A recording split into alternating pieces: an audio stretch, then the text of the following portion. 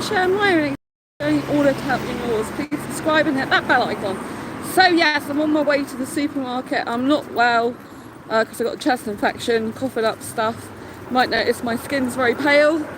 My eye is hurt, you know, very kind of red there and stuff. So even though even though I'm not feeling well, I still have to go to the supermarket because I need to get a prescription because I got a pharmacy at my supermarket and I have to have special cream to put on my body in the shower. It's quite personal, but I need to, so I need to go out. So, but this video is all about, I don't know how I had time to do dating. So actually now I'm on a dating app detox from Facebook dating and Bumble, and I've not been on ASAP either, and so yeah, I don't know how I had time to date, quite honestly, because now I'm just so busy. Even though I've been sick, I've still been like working behind the scenes. Like I did some work on Asexual Guide to Sex today, just a couple of hours, but that was really good to get back into that. And kind of every day I'm doing something. Like even though I've been sick, I've not really rested. I've done some of the self-publishing Titans masterclass course that I bought. So there's like 33 modules, 106 videos, and I'm on module 7. So that even though I've been book publishing since 2015, I've still got a lot to learn. So yeah, and then there's my environment to sort out, like my flat, like my bedroom and stuff, and just like so much to do. Like honestly, I don't know how I had time to do dating. Like that just used to take hours of my time. Sometimes I would spend between 1 and 4 hours just scrolling through people, guys, trying to find the right guy for me, which I can never find. So I've given up now for now. But I have to say that I have had 2 Indian guys in my inbox recently talking to me. They've kind of restored my faith in Indian guys because they're really nice conversationalists. One of them was asking me loads of questions about myself, you know, like really interesting questions, not flaming boring ones, you know, and really kind of wanted to get to know me.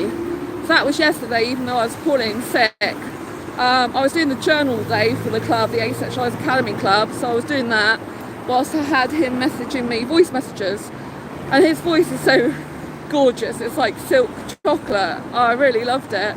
And then I had an asexual Indian guy friend message me. We can't be in a relationship because he's happy with his life in India. He's an older guy actually, but I get on really, really well with him. So I was getting really despondent and very like kind of, oh, I'm not really keen on Indian guys as much as I used to be, because I found a lot of them like trying to cheat on their wives with me as well in my inbox, and you know, they're trying to like approach me, they're in dating groups when they shouldn't be, and a lot of them are lying and want hookups and stuff like that, and don't treat women very well, some of them, and so, you know, that's not how I want my life to be. So I've kind of been going off Indian guys thinking maybe I could possibly be with someone who's not Indian.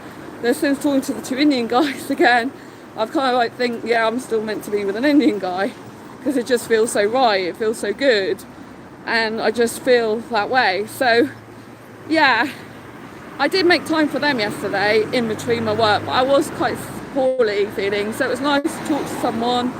I Skyped my best asexual friend last night, but basically with all the stuff I've got to do in my life now, I just feel like I don't have enough time to do dating anymore. I don't want to be on dating apps anymore, and I'm really happy with the fact I'm changing my life, but it's a slow process, and being sick doesn't really help. Like obviously I can still talk at the moment, which is really good, because sometimes when I have a chest infection then my voice completely goes, and sometimes it has got croaky earlier, but I am feeling tired now and my head's really hot. But when you've got a disability and you live on your own, you've kind of got to do these things. By the way, I've got a shopping trolley in my hand. It's quite light, I just lifted it up, but yeah, that's the back of it, that's the front of it. But yeah, so you know, that's what I have to use to carry things in because I can't do heavy lifting. But yeah, I'm really, really pleased with my progress. I think dating is good if you're really into that, if you really want to do that. But like I said, I think if you want serious commitment, then you have to be really trying to go on the paid dating sites more, because people who pay to do dating are far more likely to be committed to actually wanting to get something real, I think, than people who don't in general. But that's not true of me, but in general I think that's quite true. Obviously when you're asexual it's a lot harder, because if you're sex repulsed like me, like, you know, most people want sex in a relationship. It's really kind of a fundamental part to them. And when I don't want like a traditional relationship, a non-conventional relationship is what I want, and it's kind of even makes it harder. But I just think when you give up on something like that, even if it's for a time, to take time out to focus on all the other aspects of your life, then you're more likely to find the person later on in your life once you've taken care of yourself more, if you know what I mean. Like, I feel like I'm starting all over again with building a book publishing business, like career-wise. Like, oh, yes, I've been a published author since 2015. Yes, I have sales every month usually, for like since 2017. But it's not the kind of money that I could live on, and it's just like pocket money, and any money I make goes back into paying for website domains, hosting, faster internet, etc. So, you know, it's not really what I want to be in my book publishing career, but I'm planning to change that, especially now I've got the book publishing, self-publishing, Titans Masterclass. So I think when you give up something, you then realise what else you've been missing out on, you know? It's kind of like when you split up with someone actually in a relationship, you find out all these things that you haven't been doing that you could have been doing when you're spending time with them. And you're like, wow, I've got this whole like life now that's opened up to me, and this whole like world of opportunities that I didn't really think about very much before, because I was too busy like dating and swiping, you know? So I'm just really happy that I've come to the conclusion I don't want to do dating anymore. Yes, I still have romantic feelings. Yes, I still think about kissing. Yes, I still do think about being in relationships some of the time. But overall, I'm happier just getting on with my own life. I'm less anxiety induced, but I just feel overwhelmed now by how much stuff I've actually got to do. Like my flat, I don't know how I'm going to kind of sort my flat out. Yes, it's fine as it is, but it could be better for me, you know? And so it's really difficult, because I want to keep the teenager look to a certain extent. I really do, because it's who I am, and I can't do minimalistic, boring rubbish. But at the same time, I think it's a bit cluttered in some areas that could do with sorting out, but it's such a small space, I don't know what I'm going to do about that. But, you know, when you come off dating apps, like I said, and you focus on yourself, you're kind of like, oh my god, I've got all this stuff to do now. And it's like, yeah, I'm still trying to catch up on like work in terms of putting people into Facebook groups, for example, and doing an asexual newsletter and stuff like that, since before, when I was sick with COVID like weeks ago, and then I had CPTSD symptoms which held me back. Well, I had to do a lot of legal stuff, so, you know, these things like really held me back and stopped me from doing my work. And so I'm kind of like was behind for 6 weeks. And so now I'm just kind of playing catch up all the time. And I'm in like work mode a lot more, even though I'm sick, which is good. But, you know, there's only so much I can do when I'm poorly. And it's quite a stress and strain when you're not feeling well, you know? So it's important to try and like get some sleep and rested, you know? But yeah, I just honestly, I don't know how I had time to fit all that dating and the swiping and everything. I just have been so focused on that as well for like the last couple of years mostly, and since 2014, so focused on finding a relationship.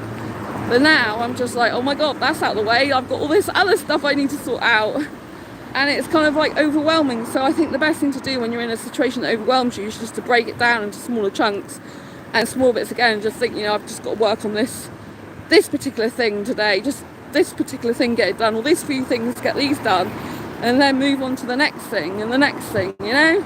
Because you can't do it all at once, especially if there's only one of you, and especially if you're poorly. But I wanted to give you some encouragement that if you're not finding someone suitable for a relationship, one is don't give up hope. Like, I haven't given up hope of ever finding someone. But two is to just focus on yourself and your own life and all the other aspects of your life. By that I mean like what you want your career to look like, what you want your home environment to look like. You know, you can think about what you would like your ideal relationship to look like, the qualities of the person, you know. focus on the qualities rather than the looks of the person, even though looks are important as well, because you've got to have some asexual attraction if you experience asexual attraction. You don't care what the person looks like, it don't matter, does it? But you know, it's good to like think of these things like and think of your finances and your health, you know, and think of your relationships to your family and your friends and work on all that stuff. So there's so much more you can be doing, which maybe you didn't focus on or do because you were too busy looking for a relationship. And so I think it's really important to take stock of your life, reflect on where you're at now, and then make a plan for the next like 6 months, well, to the end of this year. We're in September now, in 2020, I'm recording this. So make a plan for the rest of the year, and then make a plan for like the next 6 months, and like take your life in like 6 months batches or 3 month batches, and just work on those months, you know. I give myself 6 months to change my environment, but I think it might take longer than that because I've got to work on the Asexual Guide to Sex a lot, and I've still not quite finished that yet. So writing content for it, let alone formatting it and like getting into ship shape and editing and stuff. I got to do, well, I've done some editing obviously, but I've got more to do. All these stories are done, it's just my bit that's taking a long time, so I'm kind of filling in all the rest that may not be in the other asexual sex story answers, you know. So anyway, do keep being you, do keep focusing on your own life, focus on yourself, focus on what makes you happy, what lights you up, what gives you joy and pleasure. And I think eventually, if the right person for you exists out there, if you want a relationship, they will turn up in your life. If they don't, it doesn't matter, because being single has so many benefits. Like, I do really love being single. I love being able to do what I want, when I want, go where I want, not have to answer to anyone. I come back at 2 in the morning if I've been clubbing. You know, I can just take off whenever I want. I could go by train, bus, anywhere. Obviously when I'm sick I don't do that. Well, unless I've got something planned and I happen to already be part way there, you know. I did go to the cinema on Sunday. I wasn't feeling very well, but I'm feeling kind of worse at the moment. I've got a headache as well. So when I know I'm fully sick, and like I've had to cancel the asexual meetup this Saturday, which I'm really gutted about, but you know, as I'm the organiser, I've only ever cancelled it one time before, and that's when it was lockdown because of COVID and I couldn't do it anyway. But yeah, so it just gives you such an opportunity though to focus on yourself. And like, yeah, single life is good because you do what you want when you want, don't have to answer to anyone, especially if you live on your own. And it's a good opportunity if you don't live on your own yet to live on your own, experience what it's like to cook and clean for yourself, take care of yourself, you know, be your own financial stability, you know, like, and be your own security blanket, if you know what I mean. Focus on relying on yourself, being dependent more on yourself. Then in the future, if anything does happen with a relationship, you're not going to be like completely not knowing what to do and not be able to cope on your own. So that's a really good thing to do. And also just to focus on ourselves is just really good. Self-date, it's all about self-love, self-appreciation, and just really, you know, wanting to make yourself happy, really. Anyway, I'll see you soon on the next video live stream. Lots of love. Take care, and I'll see you soon. Don't forget to subscribe and hit that bell icon. Bye.